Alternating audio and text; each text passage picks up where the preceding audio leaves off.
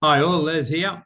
I just wanted to go through one specific setting and explain exactly what it does, and when you may wish to adjust that setting. All right, so what we're looking at on the screen is the red line is the top of the 5 minute range, blue line is the bottom of the 5 minute range. Hopefully by now and the previous videos you sort of understand all of that. And so for example, if at the moment it's picking the top of this peak here as the top of the range, let's say you personally think it should be picking the top of this peak to be the top of the range, then this is a setting we can change to accommodate that. We come down here to the second peak preference initial. We have it set at 150. All righty. If we measure the distance between the top of this peak and the top of this peak, we'll see that it's about 215 points. So what we'll do is we'll change this setting from 150 to 220, so it's a little bit more than the distance between those two peaks. And now when it all updates, as long as I've measured it correctly,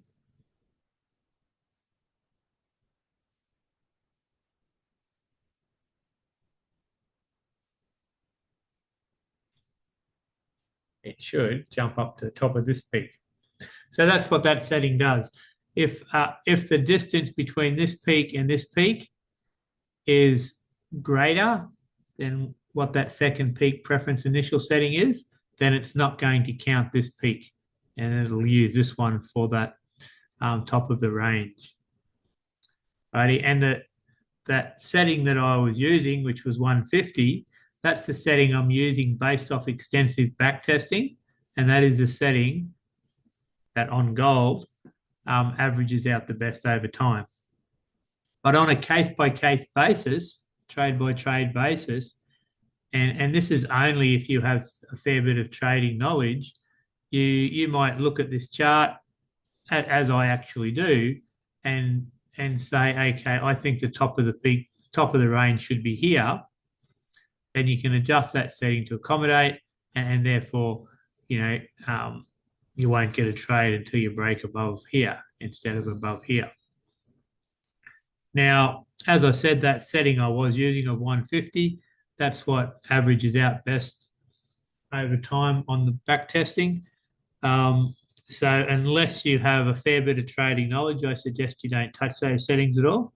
But for those, so the whole idea behind the software is so that it's quite usable for beginners and for experienced traders alike.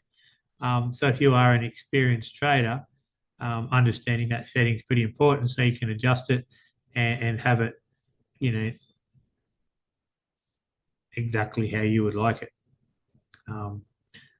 Also the other point of automated software is to free up your time in front of the charts. So not everybody's going to be staring at the charts all the time, but the way I use the software is I use it fully automatically quite often, but sometimes when I'm available and I'm at home, I have the charts open and I'm watching it, and I might just look at this and go, oh, okay, so right at the moment, I could tweak that setting to make the range depict more accurately what I think it should be, and I could adjust that, and then I can just leave it alone to do its thing, and so that's like a breakout strategy like Volatility Master is, probably one of the most powerful types of strategies out there.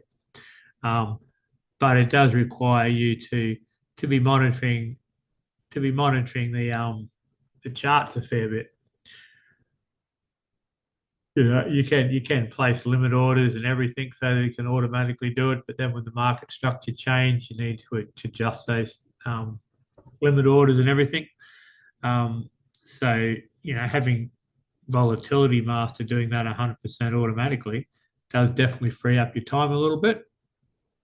And, just so I'm not confusing the issue, the software can definitely be used on the settings that the templates come with, so without making any adjustments.